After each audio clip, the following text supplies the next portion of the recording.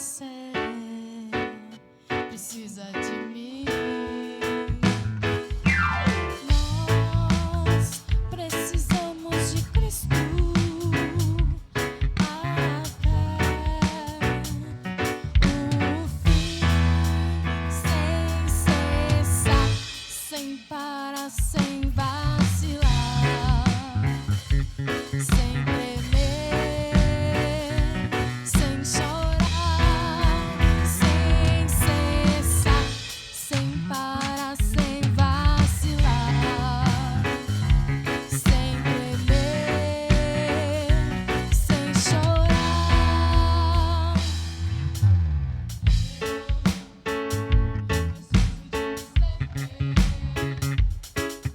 Você precisa de mim. Nós precisamos de Cristo até o fim, sem cessar, sem parar, sem vacilar, sem tremer, sem chorar, sem cessar, sem parar, sem vacilar, sem tremer, sem chorar.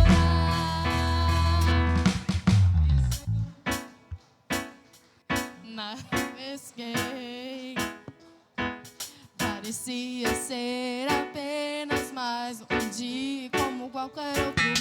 Estava cansado, sem forças, desanimado, decidido a largar tudo e parar. Desconhece tua estrutura, sabes o que está fazendo. Mesmo que seja difícil, não pare, Ele está vendo. Colheu todas tuas lágrimas e mandou a te falar que Ele te entregou e volte para o mar.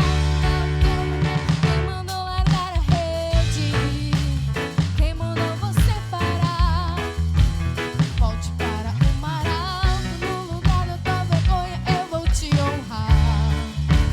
Quem mandou largar a rede? Quem mandou você parar? Volte para o mar alto, no lugar da tua vergonha eu vou te honrar. Filho, eu vou te honrar.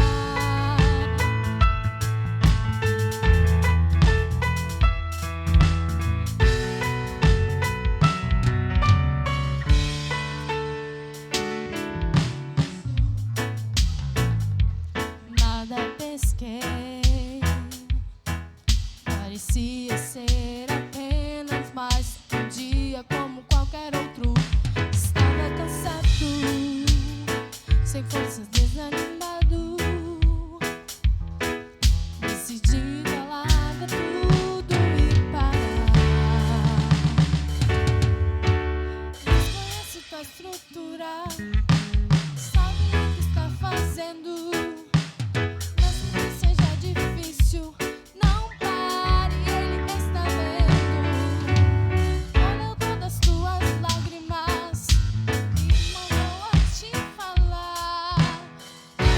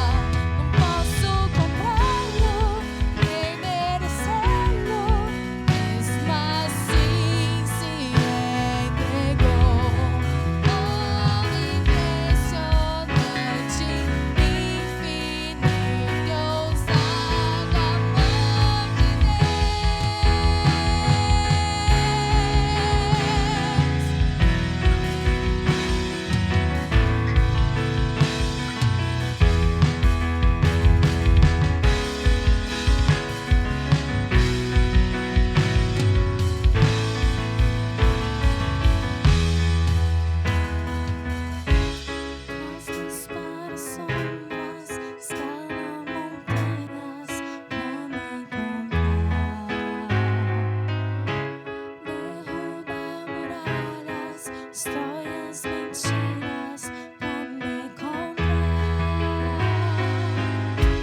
Traz luz para sombras, escala montanhas pra me encontrar. Derruba muralhas, destrói as mentiras pra me encontrar. Traz luz para sombras, escala montanhas pra me encontrar. Derruba muralhas, destrói as mentiras pra me encontrar. Traz luz para sombras, escala montanhas pra me encontrar. Derruba muralhas, destrói as mentiras pra me encontrar. Oh, impressionante, infinito, ousado amor de Deus. Oh, que deixas 99 só pra me encontrar. Não posso comprá-lo, nem merecê-lo. Mesmo assim se entregou. Oh, impressionante, infinito, ousado amor de Deus.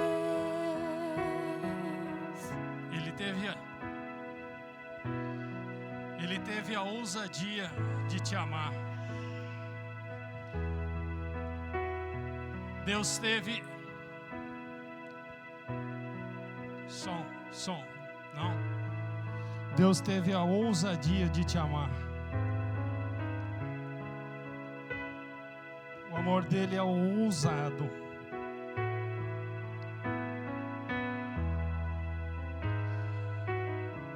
Não é um amor involuntário. Não é um amor que nasceu de uma paixão.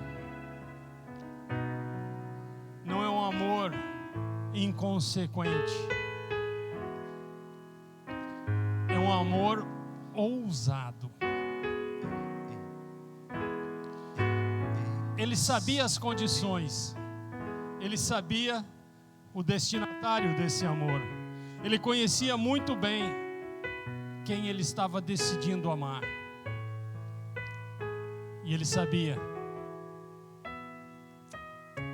que era um risco muito grande amar esse destinatário.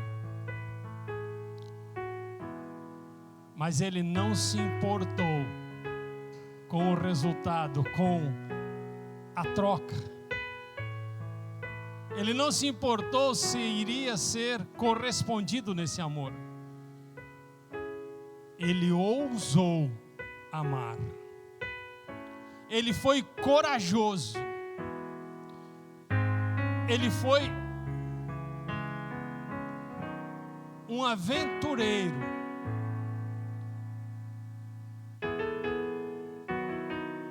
Ele foi tremendamente ousado, porque quem ele decidiu amar não merecia e não fazia nada para merecer esse amor. Você e eu somos o destinatário desse amor. Se tu olhar para a tua vida, você vai perceber que esta canção é a mais pura verdade. É muita ousadia de Deus me amar. Com todas as minhas falhas, com todos os meus defeitos, com todos os meus problemas, Deus foi ousado demais em decidir me amar. Porque Ele não podia esperar nada de mim. Mas Ele decidiu me amar assim mesmo. Mais uma vez vamos cantar este refrão: ousado amor. Mas agora cante sabendo que o destinatário desse amor ousado, sabendo que a ousadia de Deus foi te amar. Sonante, infinito, ousado amor de Deus, oh, que deixas 99 só pra me encontrar. Não posso comprá-lo, nem merecê-lo, mesmo assim se entregou. Oh, impressionante, infinito, ousado amor de Amor de Deus. Ousado amor de Deus.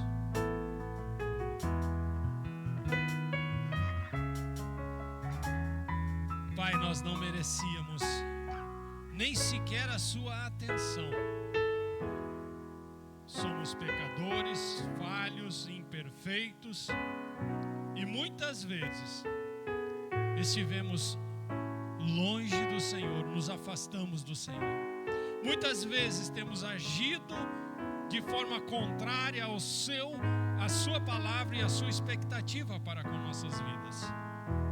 Muitas vezes temos desonrado esse amor, mas o Senhor decidiu nos amar independente de qualquer condição, sem qualquer condição, simplesmente amar por amar, simplesmente amar porque encontrou em nós a sua imagem e semelhança, mesmo que nós não a pratiquemos. Simplesmente nos amar porque o Senhor soprou do seu fôlego de vida em cada um de nós. Simplesmente nos amar por ser ousado. Nos amar porque o Senhor é Deus. Nos amar porque o Senhor é Pai. Nos amar por decisão própria. E nós sabemos uma palavra para apresentar ao Senhor: gratidão. Gratidão pela sua ousadia. Gratidão pela intensidade e a extensão do seu amor. Gratidão porque o Senhor não olhou para nós para nos amar, o Senhor olhou para o Senhor mesmo. E o Senhor é a essência do amor. Não merecemos, mas o Senhor foi ousado e decidiu nos amar do jeito que éramos, mas nos deu a sua palavra para que nós não continuássemos sendo o que éramos. E hoje nós pedimos que a sua palavra nos transforme mais um pouco, nos leve mais perto do Senhor, nos leve mais próximos. Perfeição que o Senhor espera de cada um de nós. Nós precisamos disso, nós desejamos isso, e nós lhe damos a liberdade para o Senhor completar o que o Senhor já começou em cada um de nós. E entregamos ao Senhor a honra, a glória, entregamos ao Senhor o louvor, a adoração, entregamos ao Senhor a nossa gratidão e a nossa vida, em nome de Jesus. Amém. Amém. Pode aplaudir esse Deus maravilhoso que ousou te amar, apesar de quem você é.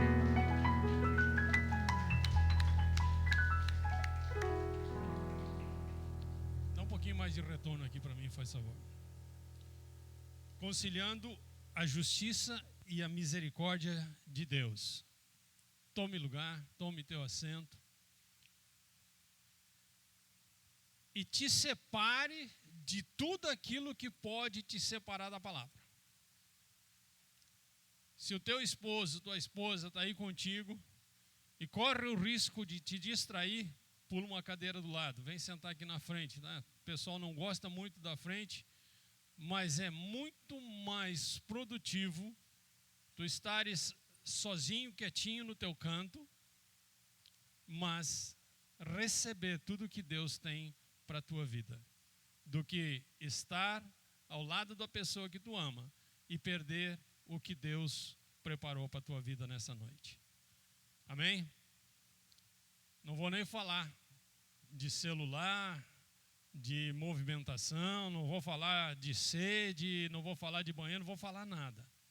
Simplesmente não aceite qualquer distração que te roube o que Deus preparou para a tua vida nessa noite.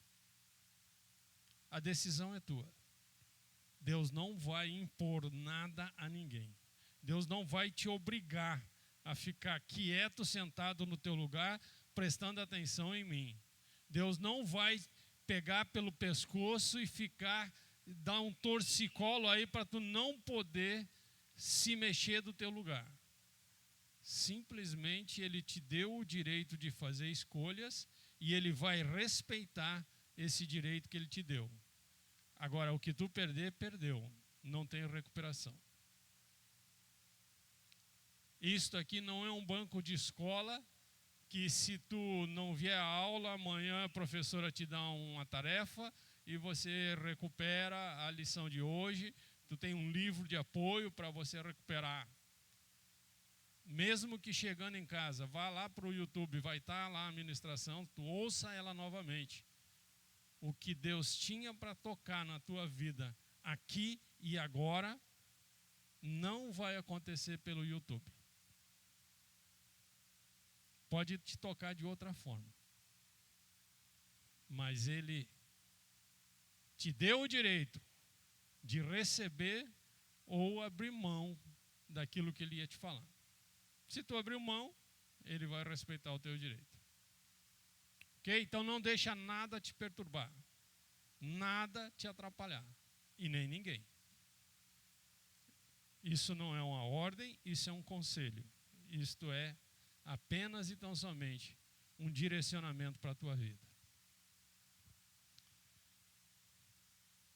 Muitas vezes eu me pego me perguntando onde é que está o erro dos amigos de Jó quando eles falaram o que falaram para Jó, uma vez que Jó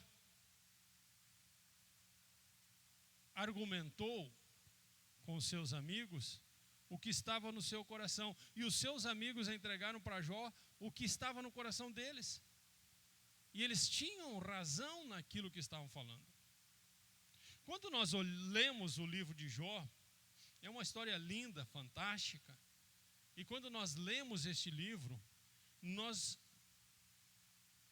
não tem como não olhar para cada um dos amigos de Jó e ver que eles estão falando verdades ali. Mas por que Jó relutou tanto em ouvir essas verdades?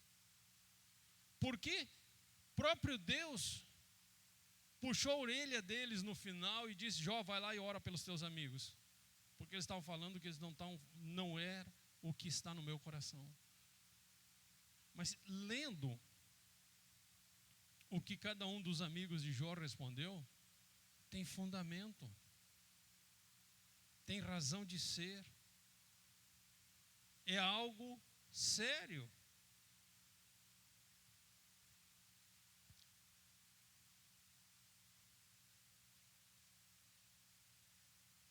Faz sentido o que eles estavam falando. E o Velho Testamento, a justificação ou a justificativa de um pecador, era pelas obras e pelo caráter. Então vamos lá para Jó 8, do 1 até o 7. NVT nós vamos usar. Então, Bildade, o nome do amigo de Jó é Bildade, a sua cidade natal é Suá. Bildade de Suá respondeu a Jó: até quando continuará a falar assim? Suas palavras parecem um vendaval. Acaso Deus perverte o que é justo? O Todo-Poderoso distorce o que é certo?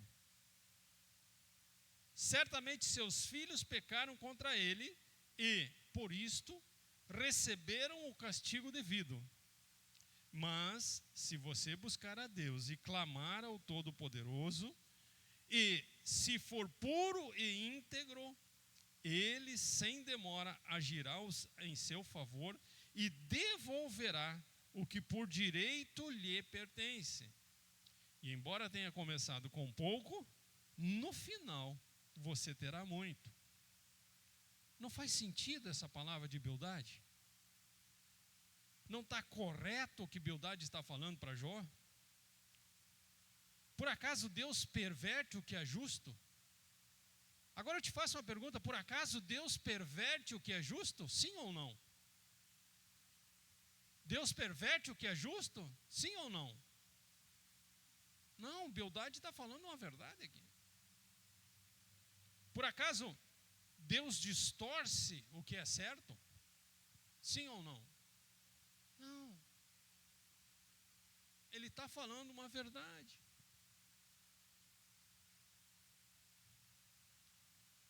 Agora, tu consegue imaginar um conselheiro, pessoa que tu procura para receber uma palavra de motivação, de incentivo, uma palavra, uma solução para um problema teu, falar desse jeito para ti? Falar tudo isso para uma pessoa que está sofrendo, para uma pessoa que está até sem vontade de morrer? Sem vontade de viver, com vontade de morrer?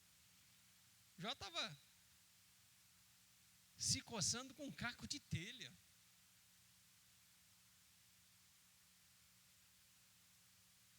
Tenho certeza absoluta que todos nós vamos ter condições de mais ou menos imaginar o que seriam as coceiras de Jó, se pensarmos na coceira que uma picada de pernilongo nos causa. Alguém, quando o pernilongo pica, dá coceira? Então vocês sabem. Agora imagina a coceira só se aliviar se tu arranhar a tua pele com um caco de telha. Era neste nível que Jó estava sendo afligido pela alergia ou pela doença que ele estava passando. Nós, com uma picada de pernilongo, muitas vezes não conseguimos parar de coçar. E o meu pai dizia um ditado muito fácil, muito certo: comer e coçar é só começar. Não dá para parar, depois começa. E aí vem um conselheiro de Jó e diz tudo isso para Jó. Mas ele falou alguma bobagem? Ele falou alguma mentira, por acaso? Se você buscar a Deus e clamar ao Todo-Poderoso, e se for puro e íntegro, Ele sem demora agirá em seu favor e devolverá o que por direito lhe pertence. Isso está certo ou está errado?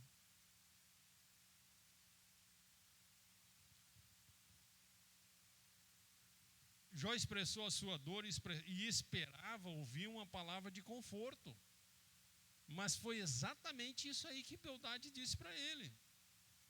Ele estava muito mais preocupado em defender a justiça de Deus do que preocupado com o sofrimento do seu amigo. Bildade estava defendendo a justiça de Deus. E Deus xingou ele no final. Deus mandou eles calar a boca. Mas eu não vejo erro nenhum no que Bildade está falando aqui.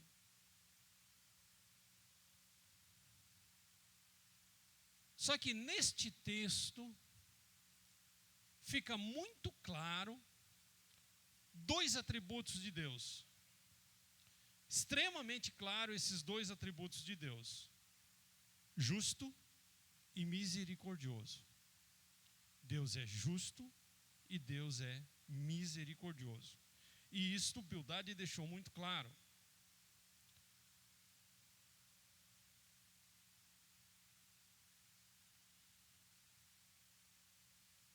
Acaso Deus perverte o que é justo? Se ele não perverte, ele continua sendo justo. O que é justo é justo. E lá no 5 diz: mas se você buscar a Deus e clamar ao Todo-Poderoso, no 6, e se for puro e íntegro, ele sem demora agirá em seu favor e devolverá o que por direito lhe pertence. Aqui fica claro que Deus é justo. Fica claro que Deus é misericordioso. Porque apesar de ter errado, apesar de ter pecado, se clamar a Ele, Ele devolve tudo. Ele entrega de novo aquilo que já era teu. Então esses atributos de Deus saltam aos nossos olhos. O que é normal entre os seres humanos? Pisou na bola comigo é uma vez só. Alguém já pensou, ou já falou isto, ou já ouviu isto alguma vez? Eu sou muito bonzinho, mas se pisar na bola comigo, é uma vez só. E agora me diga quem nunca errou.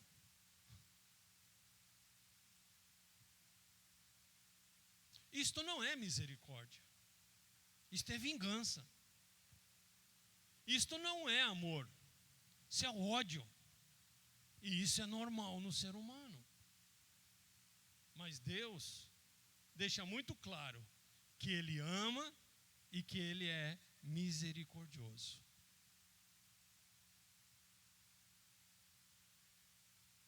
Que Ele ama e Ele releva quando nós erramos. Ele quebra o nosso galho e nos perdoa. E alivia a nossa barra. E passa a régua. E limpa o nosso coração, limpa a nossa vida. Limpa nosso caderninho de dívidas. Isso é misericórdia. E isso fica muito claro nesse texto. E Jó era um servo de Deus. E por ser servo de Deus, Deus tratou dos pecados que Jó cometeu com os recursos que tinha disponível na época. E aqui começa a sanar a minha dúvida. Se eles estavam falando certo, por que Deus puxou a orelha deles? Porque naquele tempo, os fiéis, aqueles que acreditavam em Deus, aqueles que conheciam Deus, aguardavam a vinda de um Salvador. E aguardavam com esperança. E eles eram salvos exatamente por esta fé, em que um Salvador haveria de vir. Um Salvador um dia viria. E quem acreditava nisto tinha a sua justificação, era destinatário das misericórdias de Deus. João 8,56. O próprio Senhor Jesus declara que esta era a esperança dos justos ou dos justificados daquela época. Seu pai Abraão exultou com a expectativa da minha vinda. O próprio Senhor Jesus falando aqui. E Abraão, diz Jesus, viu o quê?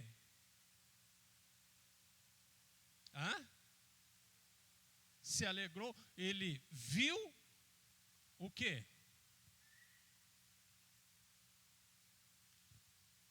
Ele a viu. A significa o quê? Ele viu a minha vinda, porque ele estava com expectativa e exultou na expectativa da minha vinda. Se o texto fosse mais extensivo, seria: e ele viu a minha vinda e se alegrou com ela. Ei, espera aí. A Bíblia nos diz que Abraão morreu mais de 1500 anos antes de Jesus vir. Como é que ele viu a vinda de Jesus? Hein?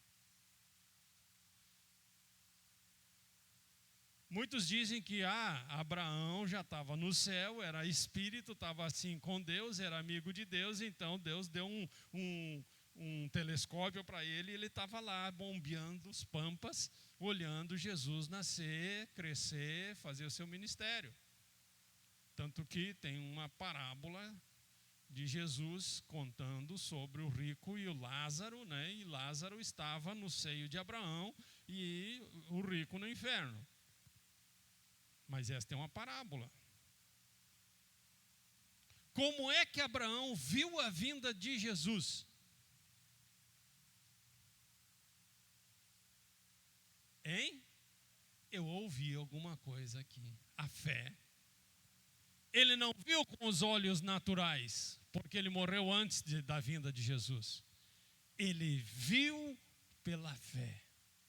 E por isso ele foi justificado. Pela fé na promessa de Deus. Pela fé na vinda de um Salvador. Ele viria e Abraão veria. Mas não com os olhos da carne. Ele veria com os olhos espirituais. E o próprio Senhor Jesus garante que ele a viu. Ele viu a minha vida. Ou seja, no coração de Abraão não houve qualquer resquício de dúvida. No coração de Abraão não tinha lugar para dúvida. No coração de Abraão, Jesus veio sim, e ponto final. Ele só não sabe qual a data. Mas a fé dele não deixou qualquer resquício de dúvida de que Jesus veio. De que Jesus, o Salvador do mundo, chegou, cumpriu a sua missão. Por esta visão com os olhos espirituais, com esta fé, Abraão foi chamado de amigo de Deus, foi justificado e se tornou o pai da fé. Domingo passado eu ministrei um pouco sobre Abraão, sobre o lado humano de Abraão, sobre as incredulidades de Abraão. E Deus cumpriu a sua palavra aqui que Bildade está falando. E se você for puro e íntegro, ele sem demora agirá em seu favor e lhe devolverá o que por direito lhe pertence. Deus honrou, por mais que Abraão pisou na bola, escorregou na maionese, pisou na casca de banana, Deus honrou a fé de Abraão e lhe deu o direito de ver pela fé a vinda do Salvador. Foi justificado pela sua fé. E Paulo tinha consciência exatamente desta verdade. E foi isso que ele ensinou aos romanos lá no capítulo 3, o verso 19. É evidente que a lei se aplica àqueles a quem ela foi entregue, pois seu propósito é evitar desculpas e mostrar que todo o mundo é culpado diante de Deus. O Código Penal brasileiro começa dizendo que não há crime sem que lei o defina previamente. Então, se não estivesse lá no Código Penal, o artigo 121, matar alguém, podia matar à vontade porque não era crime. Mas como a lei declarou que matar é crime, então se matar é crime.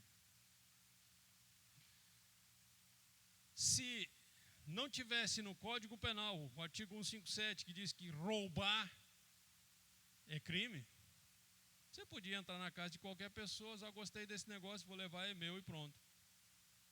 Tá, mas é meu? Não, mas agora é meu. Não existe uma lei que diz que eu não possa entrar na tua casa e querer a tua coisa. É meu. Por que as pessoas não fazem? Por que nós não fazemos isto? Porque tem o artigo 157 lá no Código Penal que diz: roubar é crime. A palavra de Deus já nos ensina isso, não precisava o Código Penal dizer. A palavra de Deus já nos diz: a lei foi entregue para que houvesse clareza onde existe culpa, onde há erro, onde não se deve fazer.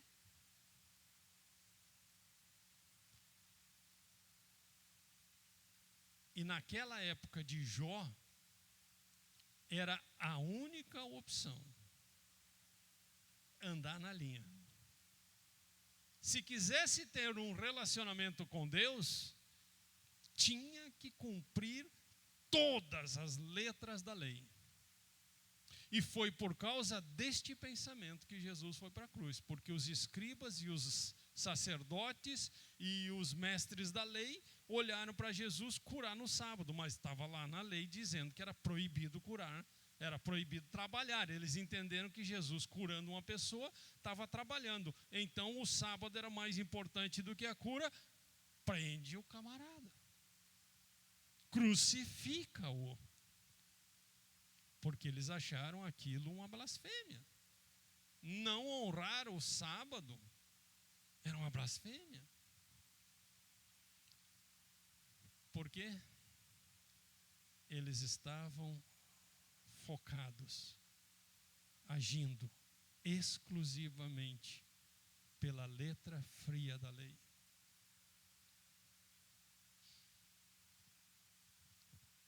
Mas e atualmente? Hoje, também somos justificados pelas obras e pelo caráter?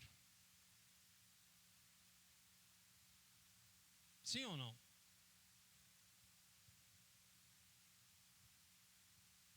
Hoje nós somos justificados pelas obras e pelo caráter?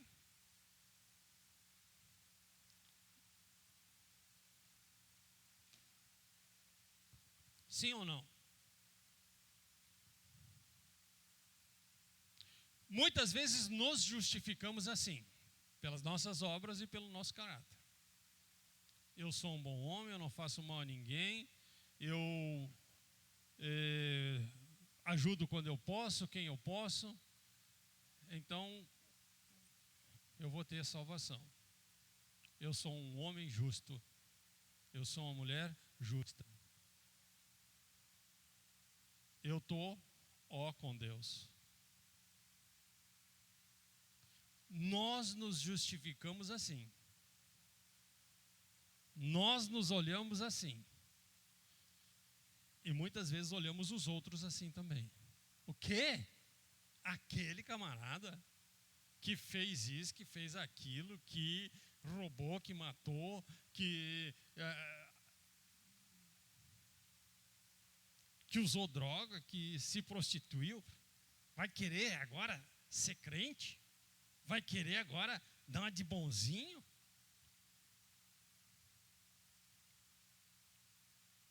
Eu ouvi isto da minha própria família.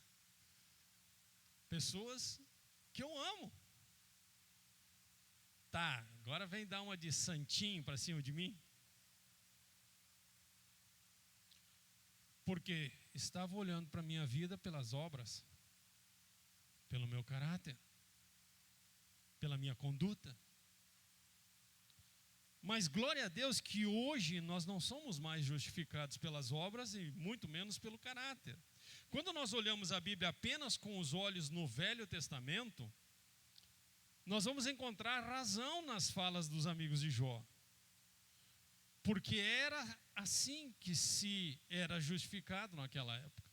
Tanto que Jó mesmo assume isto. Fazia os sacrifícios, ele tinha 10 filhos, 7 homens e 3 mulheres. E cada um tinha já a sua casa. Jó não era mais um gurizinho, não cozinhava na primeira fervura, como diz o gauchês, né? Não se cozinha mais na primeira fervura. Ele provavelmente já era vovô. porque de 10 filhos, todos já tinham a sua casa, cada um já tinha a sua casa. Impossível que alguns deles já não tivessem filhos também. Então, provavelmente, Jó já era vovô. E, de repente, sem mais nem menos, os irmãos que amavam este sentimento de família, aliás, que aprenderam de Jó e sua mulher, começavam um ciclo de festa. Mais velho fazia festa em janeiro, em fevereiro era o segundo, em março, cada vez, aí lá em outubro terminava o ciclo de festas. Cada um no seu tempo fazia a sua festa na sua casa, e todos iam para a casa daquele. Jó era tão correto na sua forma de viver, que ele fazia sacrifícios, não porque os seus filhos erraram, mas porque pode ser que eles tenham pisado na bola. Pode ser que nesse ciclo de festas aí, eles tenham exagerado um pouquinho no vinho, alguém tenha falado um palavrão, algum deles tenha xingado o seu irmão, algum deles tenha se exaltado um pouquinho, então eu vou fazer o sacrifício. Pode ser. Era tão justo, tão correto, tão temente à lei, que Jó fazia as coisas antecipado, pagava o preço antecipado. Que sacrifício era esse? Vai lá para Levítico que tu vai entender. Lá em Levítico, Deus institui a conduta do ser humano quando erra e dependendo do tipo de pecado que fazia. Cada tipo de pecado tinha o seu preço.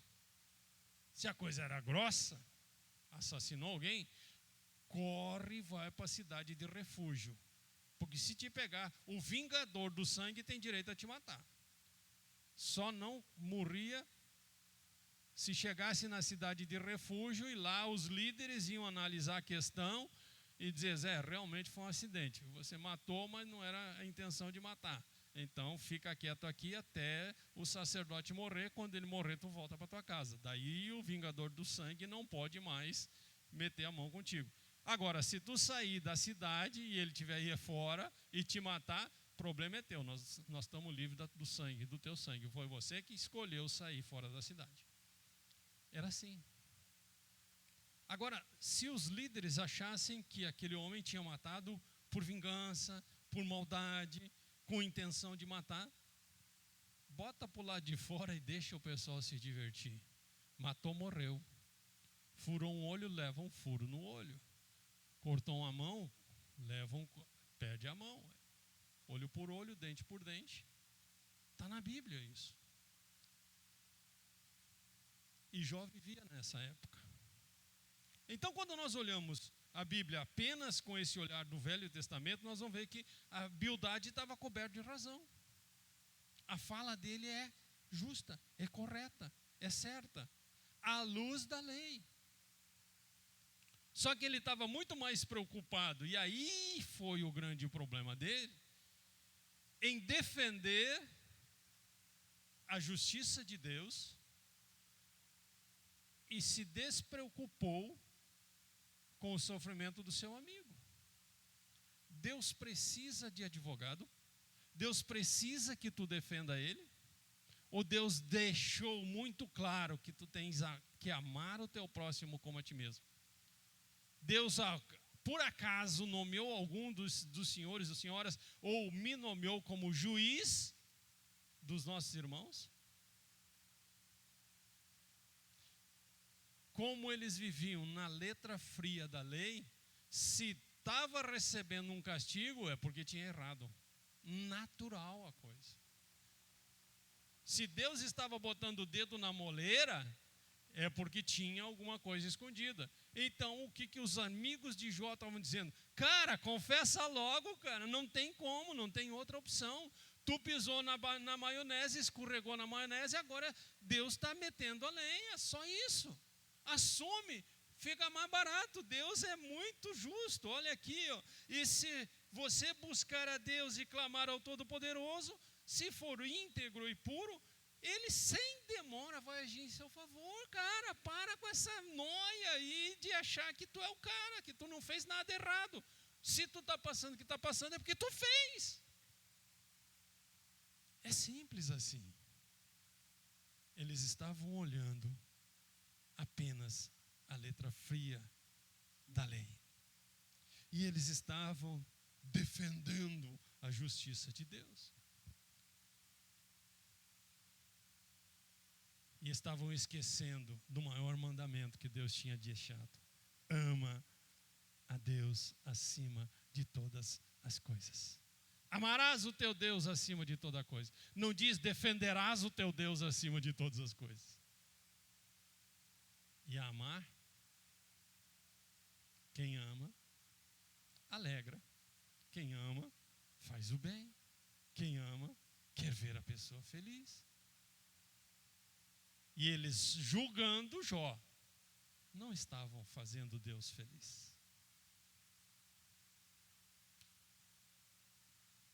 A justiça de Deus se manifestou na vida de quem achava que estava sendo justíssimo, advogando a justiça de Deus.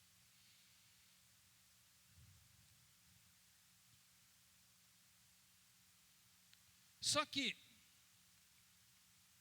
quando nós olhamos com a visão do Novo Testamento, nós vamos perceber que entre o Velho Testamento e o Novo Testamento aconteceu algo fundamental,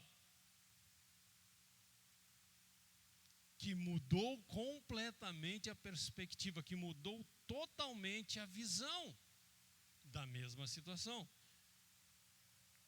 Que acontecimento foi esse? Me ajudem? Que acontecimento foi esse que mudou completamente o movimento, a visão, a forma de encarar a mesma situação? Jesus. O ministério de Jesus. O que divide o Velho e o Novo Testamento é: o Velho fala de uma promessa que vai vir, e o Novo fala do que veio. Então no meio está a vinda de Jesus. Simples, fácil de entender.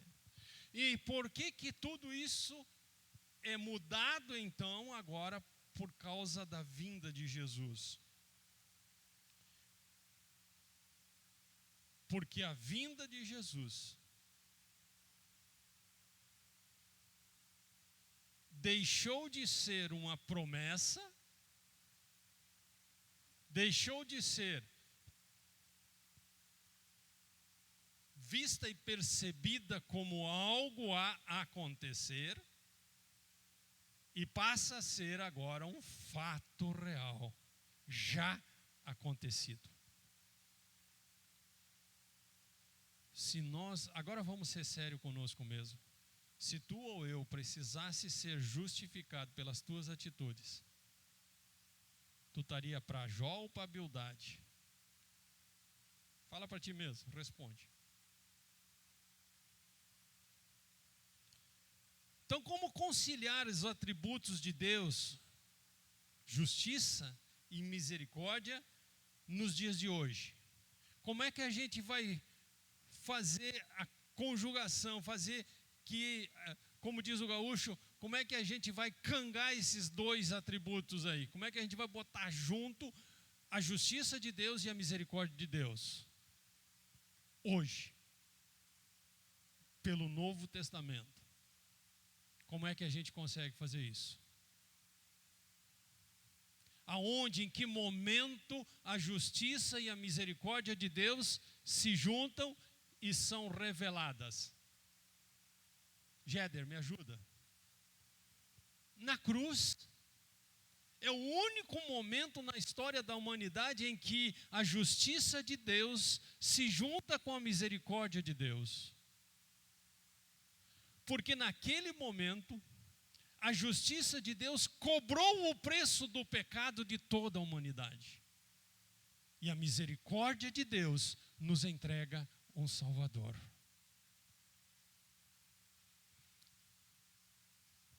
Quando Jesus morreu pelos nossos pecados, ou pelo pecado do mundo inteiro, de toda a humanidade, tanto a passada quanto a que existia no momento, ou a que veio depois, que é o teu caso e o meu, ou a que ainda virá, que é a nossa descendência, a justiça de Deus foi provada, porque o pecado foi julgado.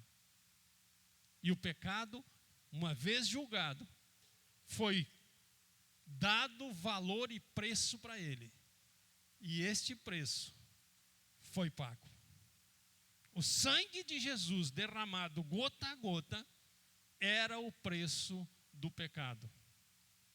E aí, 3 dias depois, quando Jesus ressuscita, a misericórdia de Deus se manifesta. E o seu amor cria forma. É demonstrado. É provado.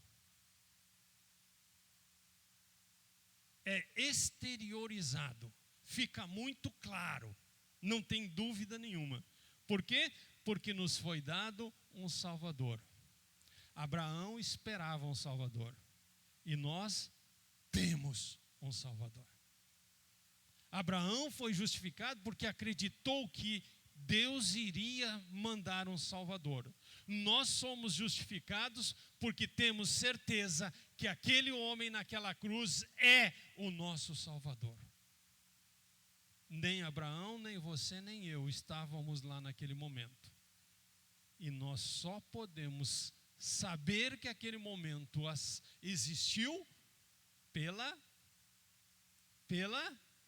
fé.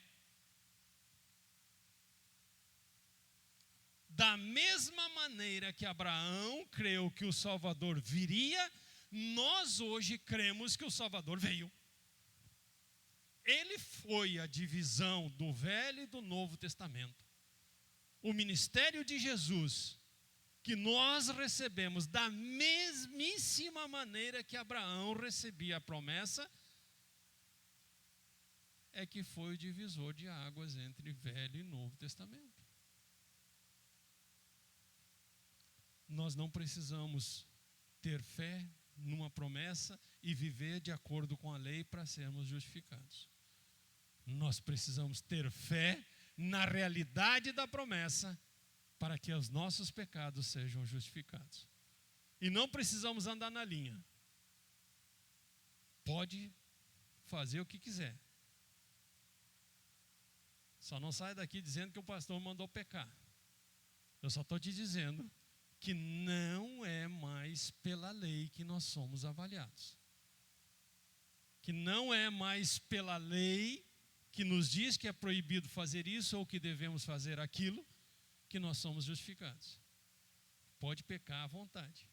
Agora, se tu quiser ser justificado, olha para a cruz. Vê Jesus. Entenda que Ele pagou o preço dos teus pecados. Mas que Ele não tem prazer nenhum em te ver pecando.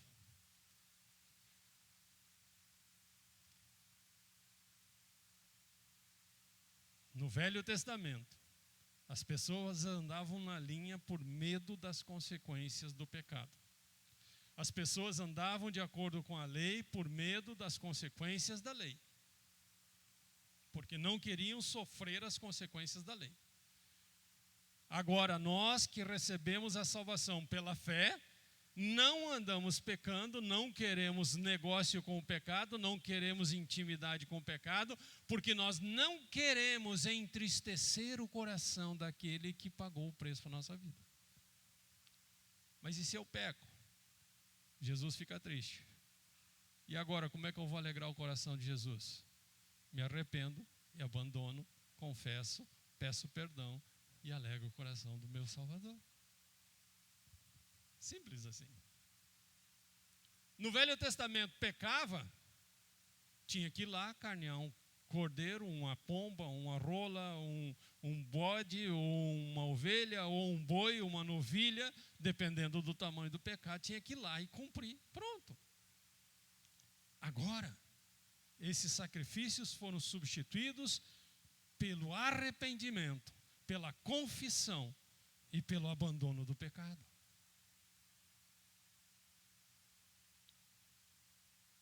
No Velho Testamento, as pessoas matavam os bichos e pagavam porque a lei mandava. Se não fizesse, tinha consequências. No Novo Testamento, na nossa visão, nós não fazemos, nós não pecamos, porque nós não queremos o nosso Salvador triste. Mas se fizermos, para retornar a alegria do coração do nosso Salvador, depende de nós também. No Calvário, Deus é justo e justificador. Romanos 3, 24 e 26.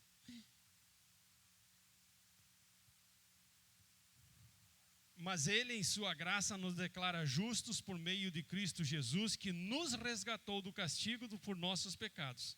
Deus apresentou Jesus como sacrifício pelo pecado, com o sangue que Ele derramou, mostrando assim sua justiça em favor dos que creem. No passado, Ele se conteve e não castigou os pecados antes cometidos, pois planejava revelar sua justiça no tempo presente. Com isso, Deus se mostrou justo, condenando o pecado, e justificador, declarando justo o pecador que crê em Jesus. Está resolvida a parada. Fácil, fácil, fácil. Nós não precisamos fazer o que Jesus já fez. Então não tem por que tu ir fazer sacrifício, não tem por que tu subir escada de joelho, não tem mais por que tu pagar nada. Jesus já pagou tudo. A dívida que era contra ti já foi riscada. Está lá na cruz. Quem agia contrário à lei era pecador e tinha que pagar o preço, ou tinha que suportar as consequências da lei para aquele pecado. Só que agora o objetivo da lei perdeu sentido. A lei existia para expor os culpados. Agora nós não precisamos ser mais expostos. Antes seria necessário o pagamento do preço do pecado. E Deus, na sua justiça, não poderia providenciar pagamento apenas para aqueles que já tinham vivido e que tinham buscado obedecer seus estatutos.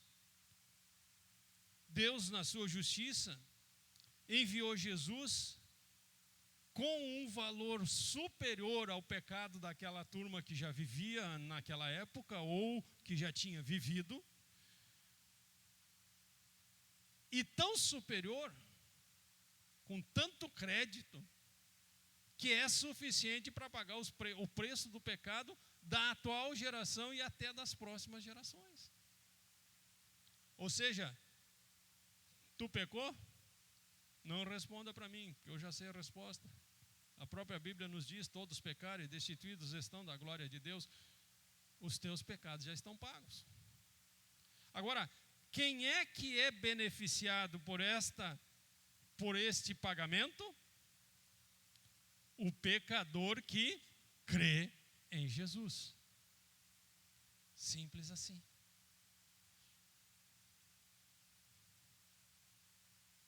E só os que creem é que são alcançados por esse pagamento. Os que creem em Jesus, porque tem muitos que creem na religião, tem muitos que creem na cultura, tem muitos que creem na tradição, tem muitos que creem no que os outros dizem e acabam fazendo e pagando um monte de preço que já foi pago. Dessa maneira, sendo justo, Deus pagou o preço pelo pecado de toda a humanidade e transferiu para cada ser humano a responsabilidade da sua própria salvação. Não depende de mais ninguém. É você responsável pela tua própria salvação.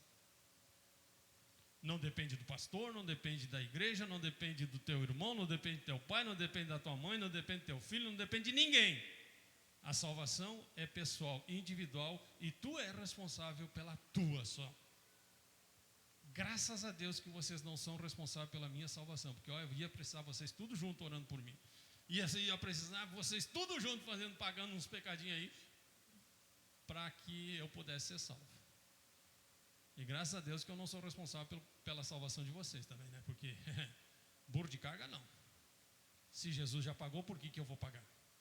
Novamente. Então o preço está pago. Só que só se beneficia desse pagamento quem quiser. E nós vamos lá para João 3, 16 até o 21.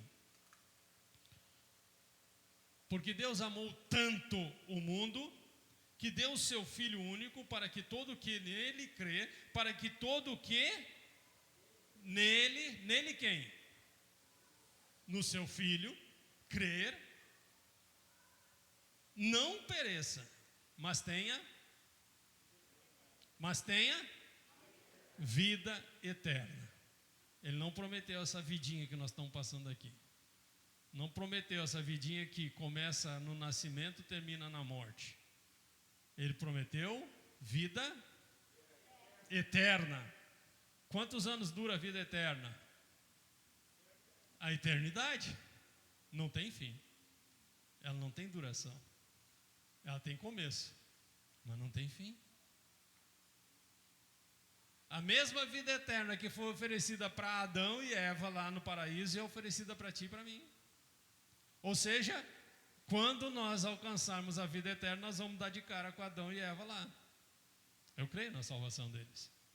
Houve arrependimento, mas houve consequências do pecado.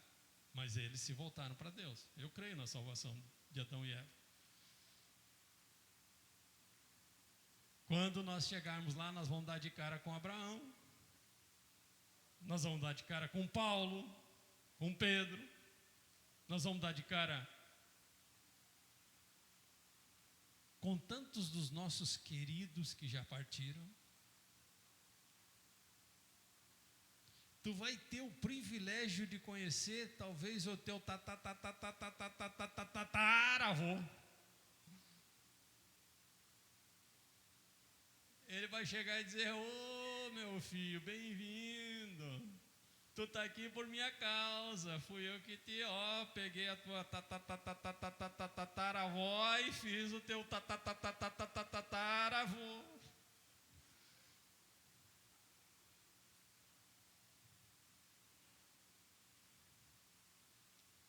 E agora chegou a tua vez. Bem-vindo.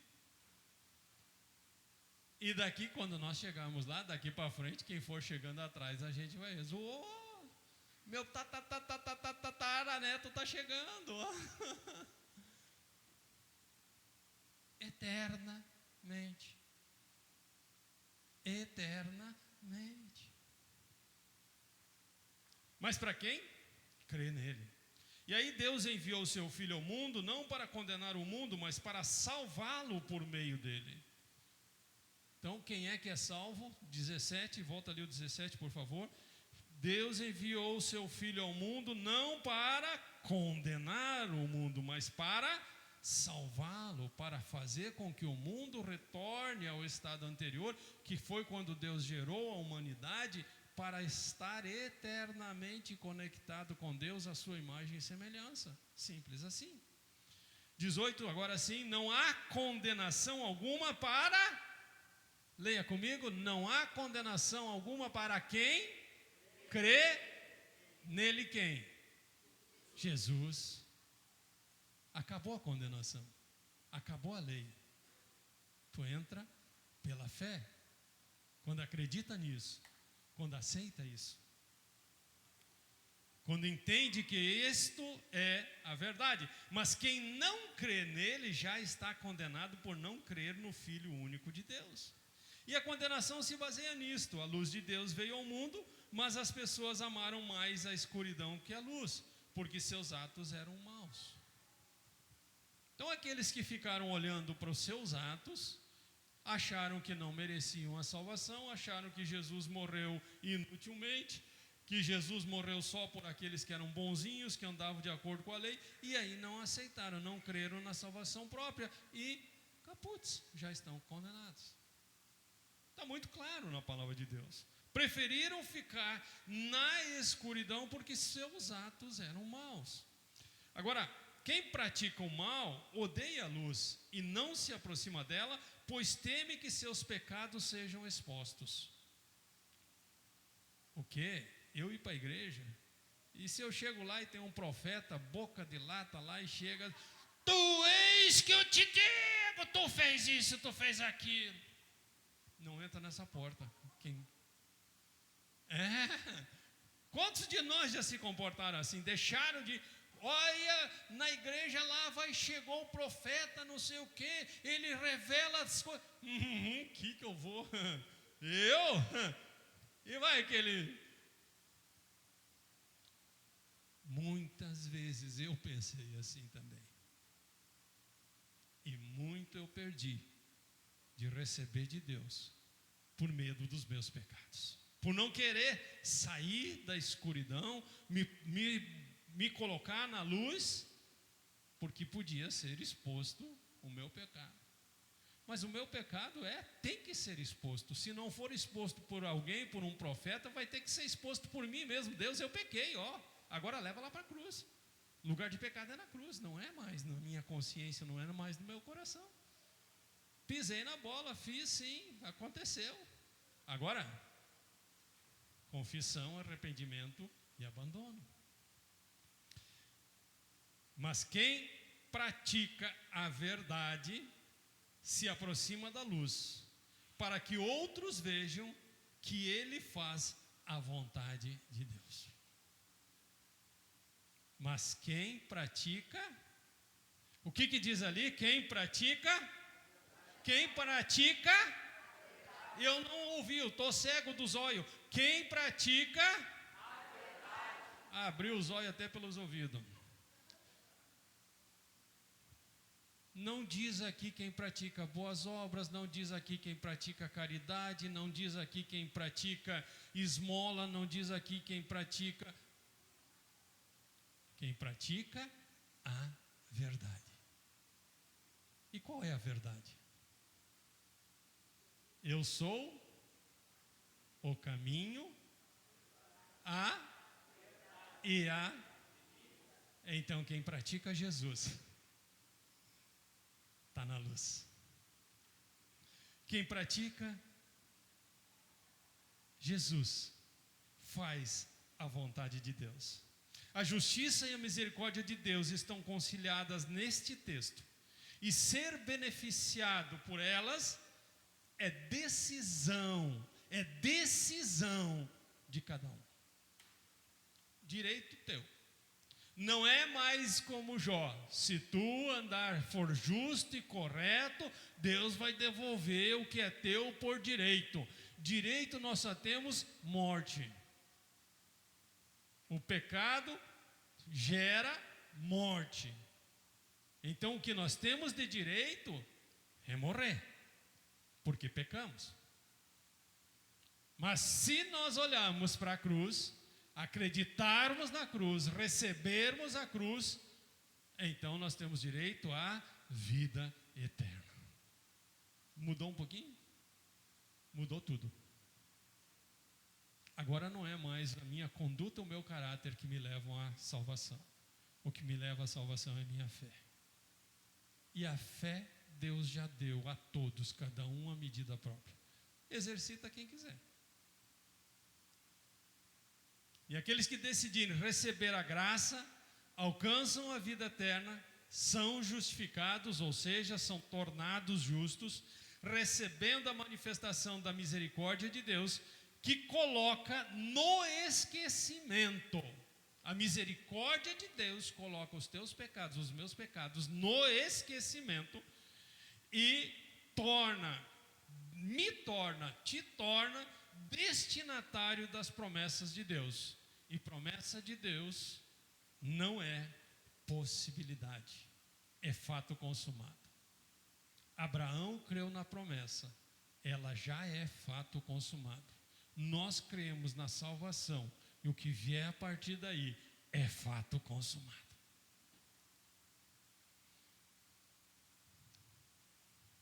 Fica de pé, quem puder, porque eu quero que tu pare um pouquinho, analise a tua vida e veja como está a tua relação com Jesus. Tu crê em Jesus como o Filho de Deus, aquele que morreu na cruz, que nasceu da Virgem, que transformou água em vinho, que curou muitos doentes, que libertou muitos cativos, muitos prisioneiros, mas que mais de quase 2000 anos atrás já morreu. Ou tu crê neste Jesus que fez tudo isso, mas que fez por amor a ti, por amor a mim, e para te dar a oportunidade de te conectar de novo com Deus. A decisão agora é tua. O exame é do teu próprio coração. Se ainda tens dúvida de que Jesus fez o que fez apenas e tão somente para te ligar a Deus, ou seja, para ser o teu Salvador, para te justificar para que tu seja justificado por Deus, para que tu receba a manifestação das misericórdias de Deus, se tu não entendeu isto ainda, agora é a tua oportunidade. Diz para Jesus: ó Jesus, tu não morreu em vão. Eu não quero ser um Velho Testamento no Novo Testamento. Eu não quero viver simplesmente por viver aquilo que o Velho Testamento diz que eu tenho que ser como a lei diz. Eu creio, Senhor Jesus, que o Senhor morreu por mim, me deu a salvação, me deu o direito de me conectar de novo com Deus. Eu creio que pelas suas pisaduras eu fui curado. Eu creio que o seu sacrifício não foi em vão.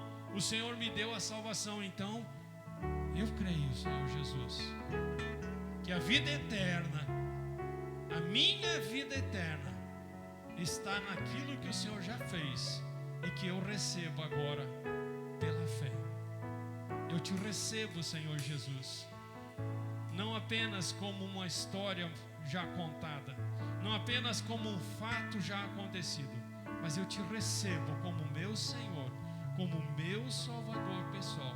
Eu te aceito como filho do Deus vivo e o único caminho que vai me levar até Deus. Eu quero, sim, Senhor Jesus, que o Senhor habite no meu coração de forma perene até a eternidade, até que o Senhor conte os meus dias e me recolha dessa terra, porque aí sim estarei a eternidade toda com o Senhor aí nos céus.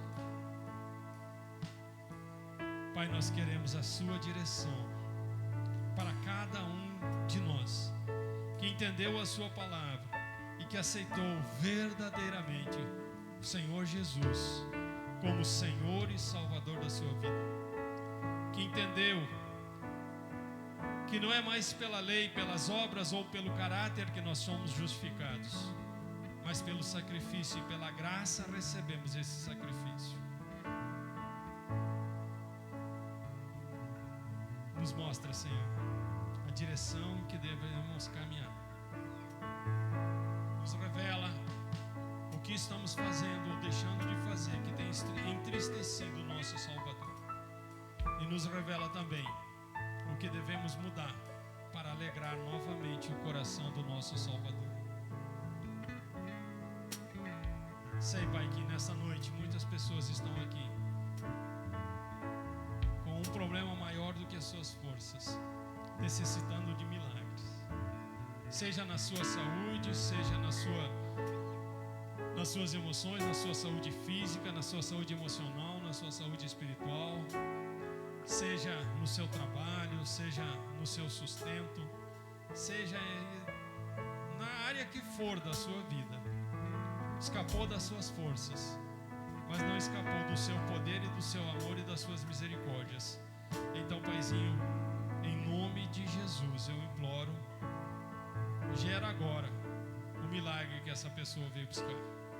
Esse coração que se abriu agora para o Senhor, que está dizendo que precisa do Senhor, que está dizendo que precisava ouvir a sua voz, que está dizendo que precisava do seu toque. Mostra agora, Pai, o teu poder e a tua graça, em nome de Jesus. Cumpra a sua palavra, Pai. O Senhor diz na sua palavra que o Senhor fará coisas grandiosas que nós não sabemos, nos mostrará as coisas ocultas, e que o Senhor opera em todas as coisas para o bem daqueles que te amam, e que nem olhos viram, nem ouvidos ouviram, nem jamais penetrou em coração humano aquilo que o Senhor tem preparado para aqueles que o amam.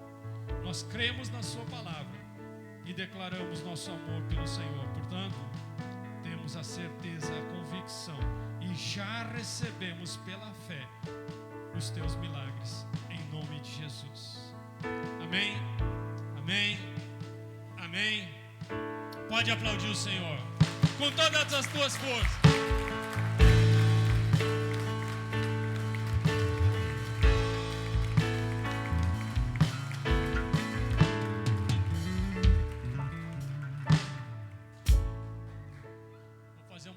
Bem rapidinho aqui, para que a igreja conheça uma família que eu já aprendi a amar. Rafael, lá atrás, a Lidiane, lá no fundão, a Victoria com C, e o Victor, João Victor, né? John Victor, que está no colo da Victoria lá. Essa família vem de Campo Bom, Parobé, vem de Parobé. E pastor Cláudio me passou mensagens: estão indo morar em Guaíba, aí uma família que eu amo. Então nós já aprendemos a te amar, Rafael, já aprendemos a te amar, família toda. E eles estão residindo agora em Guaíba. E o ministério mais próximo ligado à rede é nós, e eles nos dão o prazer, o privilégio de estar conosco. Sejam bem-vindos. Eu vou pedir ao Luiz, a Fábio e a Amanda, que também são de Guaíba, para que deem um abraço na família, enquanto nós, como igreja, os recebemos em nome de Jesus. Amém? Pode aplaudir o Senhor Jesus pela vida dessa família.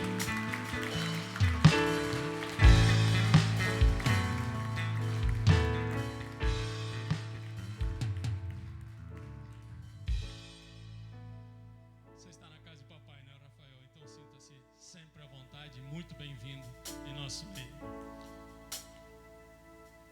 Retiro de Carnaval. As inscrições estão com a Cíntia. Quem não tiver contato, me pede, ou para a pastora. E o Encontro com Deus de março, também já estamos abrindo as inscrições. Provavelmente nesta semana eu já libere as fichas. Te prepara. É tremendo o que Deus vai fazer. E só vai receber quem estiver lá. Amém? O Senhor te abençoe e te guarde. O Senhor faça resplandecer o seu rosto sobre ti e te conceda graça. O Senhor volte para ti o seu rosto e te dê a paz. A paz que excede todo entendimento esteja sobre a tua vida, em nome de Jesus. Amém? Nosso culto termina com o término do louvor e com o teu abraço, com tua bênção no teu irmão, depois do louvor. Amém?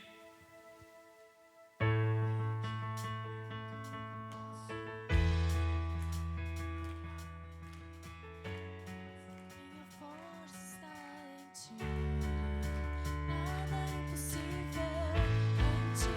Olhos se abrem, muralhas caem, vou vivendo pela fé. Nada é impossível.